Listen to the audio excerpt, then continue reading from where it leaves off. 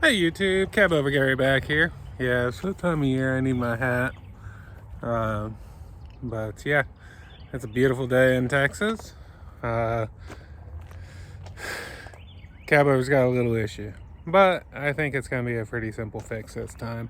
So let me flip you around and I'll show you what's going on.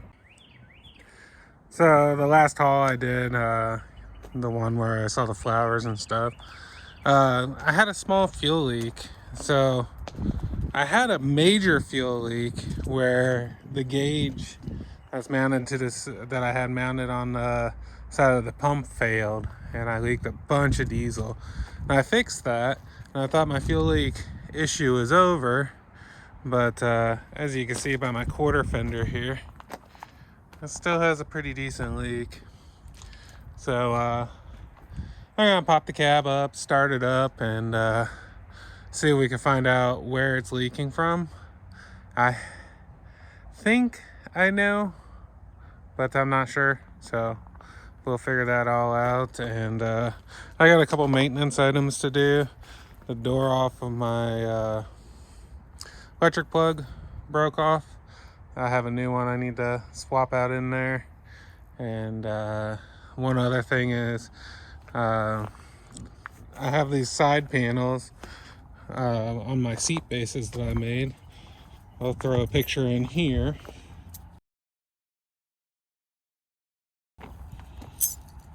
And also, if you guys want those, I can make these. They're pretty neat. I think, unfortunately, they're not going to be as smooth in the future. But these here, I have lights in them that light up. And I was on a trip, and I don't know if you can see, but this is the light mechanism. And they're glued together. And the glue just wasn't strong enough to hold, and it slid down. I was worried about electrical, so I unplugged them. So they don't light up right now. I think what I'm gonna do, maybe just in the back, I'm gonna have to do one in the front too. I'm gonna put 2 rivets, or maybe 3 rivets in the top and the bottom. I think that's the best way to make it so it's not gonna shake in a big truck and fall off.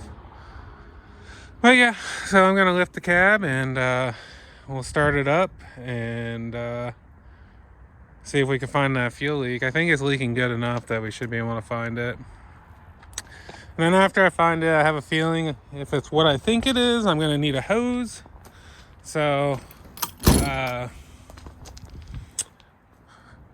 we're gonna clean it, get all the fuel off, and then I'll run down to Fort Worth tomorrow and see if Cummins, there's a distribution in Fort Worth. Cummins has the hose. If they have it, then I'll pick it up, put it on. If not, I'll have to order it. And I might have to run it again with the fuel leaking a little bit. But I've noticed my EGTs are slightly up, and you guys in the comments, if you guys wouldn't mind suggesting, could that be air getting in the fuel or something causing a slightly higher EGT than I'm used to seeing, like 50 degrees running down the road? But on another note, this should have been at the very first of this video because it was such a big deal. JC Smith, if you guys haven't watched his channel, you guys really need to go over there. I've been talking with him, and we did a live podcast last night, which he left up on his channel. So definitely go check that out. It's definitely worth going to see. And yeah, he is such a good guy. He's a wealth of knowledge, and you know, he has good morals and he sticks to them. So that's why I like him. And it was really neat to be able to talk to a guy that I watch on YouTube, that I look up to on YouTube. So I think next week, I think he's gonna do the same thing with Rob's Truck Shop. If you haven't watched that, he's got some really neat stuff too. He's got an international Lodestar that he put a Detroit in, and then he's got a L9000 with a L10. That's what's in this truck, is the L10. And he's doing a 4500 build right now. or a 3500 HD, an older one, that it'd be equivalent to like a 4500 of today.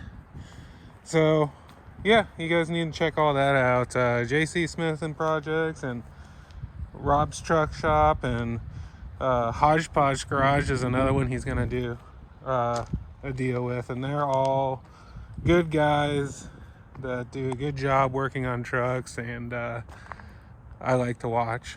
So, well, I'm gonna pop the cab and let's get on with this.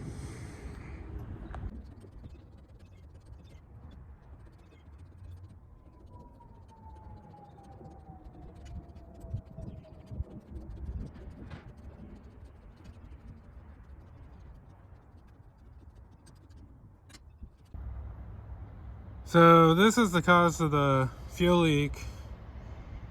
I thought I solved it. So this was to check pump pressure when I did adjustments, because on these motors I've always been told to not run 200 psi of fuel at a snap of a throttle. So that's what this gauge was for. Well, something went wrong inside it, and it is pouring fuel out of this hole about like constantly shooting a squirt gun for about 200 miles. Definitely dumped a lot of fuel out, and how I fixed that is I went and got this plug right here, and I put that in it, and I thought my fuel leak days were over, but now I'm still leaking fuel, and I see that it's wet around here, so I'm wondering, I don't know. I thought it was this fitting that's leaking, but I'm not sure. So I'm gonna start it up and hold the throttle up a little bit, and we'll see what we can see. Now you'll see that it's gonna lose prime when I go to start it. It's gonna crank some before it starts. So it's losing prime. So to me, I think this is a return line. This line comes up and goes into this line, which goes into the compressor. I don't know. I'm just confused on what that line is. If someone could help me understand. I think this is a check valve here on the bottom of the line, and then the fitting goes up to here. I don't know why that goes into the pump, and I can't quite figure out why it goes into the pump. But any of you guys know, I'd really be interested to hear. I also been meaning to replace this line. You know, it's steel braided line, so it's got a rubber casing over it, and the rubber casing's been cracked for a long time. But I'm really thinking that I'm gonna, I mean, these lines are 32 years old. Truck's a 91. I just turned 800,000 miles on it. So I'm kind of thinking I might just, I don't know. I'll have to look and see how expensive they are, but I might just replace all the hard lines in that soft line and see what happens. The tank lines, I think, were replaced because the tanks were moved on this truck. So I don't think the tank lines are old, but I'm not 100% sure. So yeah, let's start her up.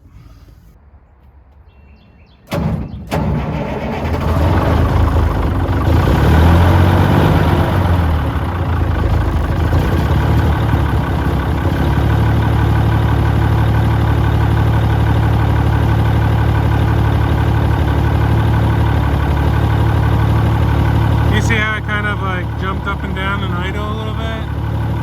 That's it losing its prime. It's not losing it 100%, but it's starting to lose it. Let's see what we can find here.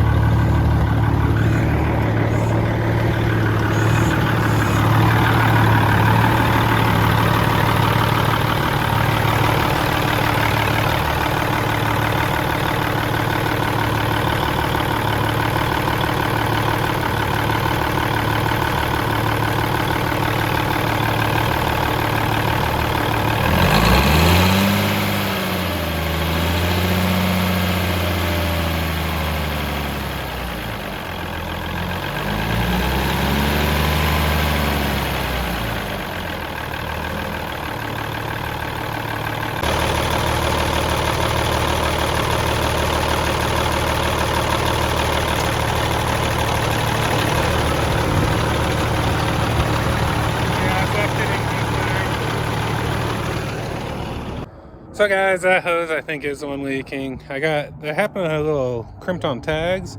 So I think I got all the part numbers. So I'm gonna order as many lines as I can get and try to replace them all. I think I fixed the problem. It was a little bit loose, but 30-year-old lines shaking and stuff, and I don't know. They're probably fine forever, but I'd rather not have an issue again. So if they're under $200 or $300, I'll order them. If they get to be more than that, then I'll probably just order the one that's leaking, which I think is fixed now. But let me show you something else. I've been getting asked a lot about my toolbox on the side of my truck, and let me show you what I keep in it. So this is the toolbox that's on the side of my truck, and I keep enough binders and chains, and the bag there is chain ends to do anything on the flatbed, plus some trailer. I have some extra. I think there's 7 binders in there.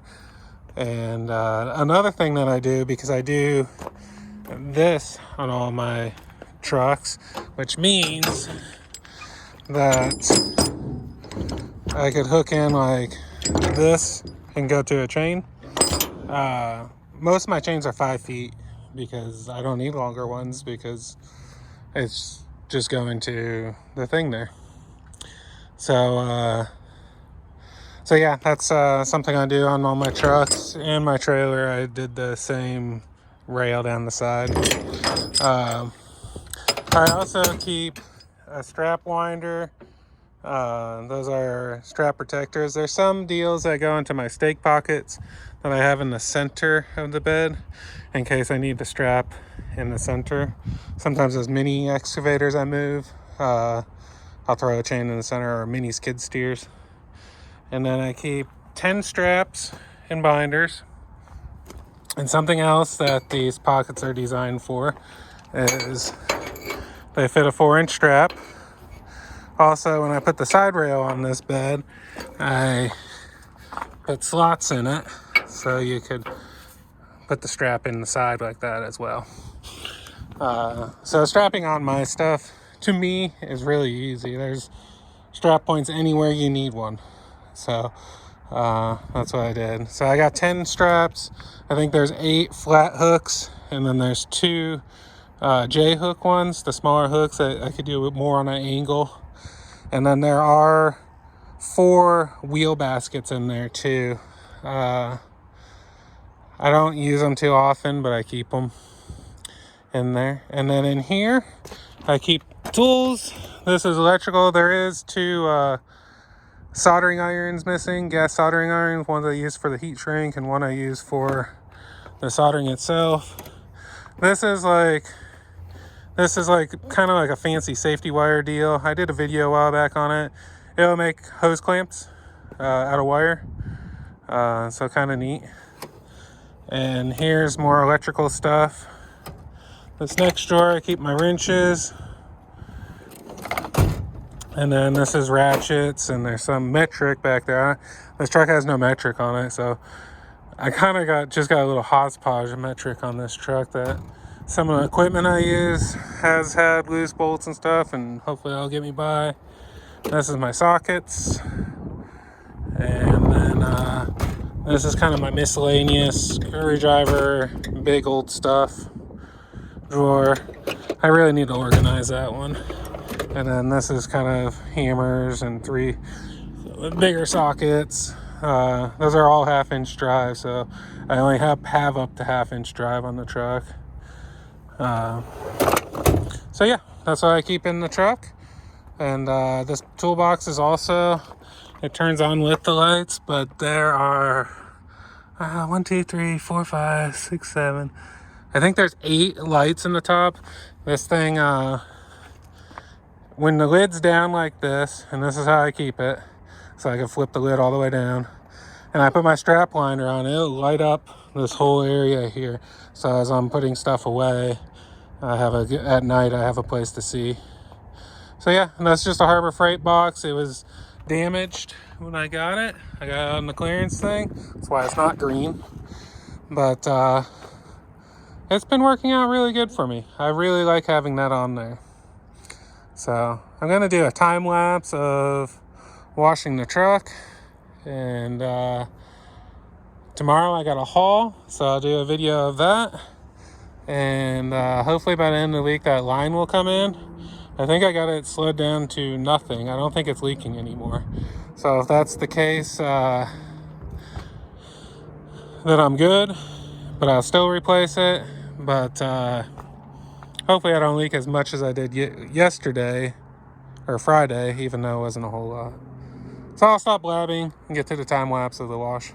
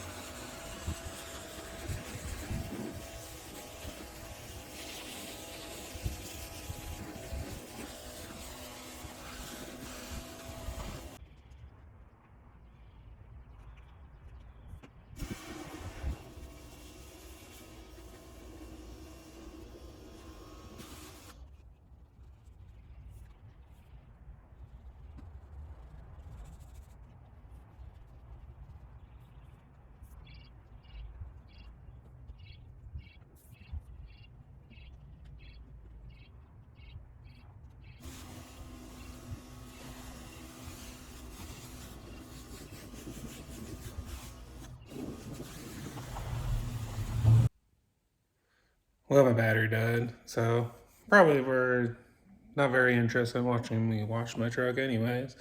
But it's all washed and we got a load tomorrow, so I'll do a video on that. I'm gonna charge up my GoPro so I can mount cameras outside. As I don't know if you guys know this, but I do most of my filming on my phone. But I like to use the GoPros when I mount them outside and drive down the road, so if I lose them, I could still have the phone I use for business and everything. But please don't forget to hit the like and subscribe, and check out those other guys' channels if you guys don't already. I'm sure you'll like them. So I'll catch you guys on the next one. Thanks again for watching.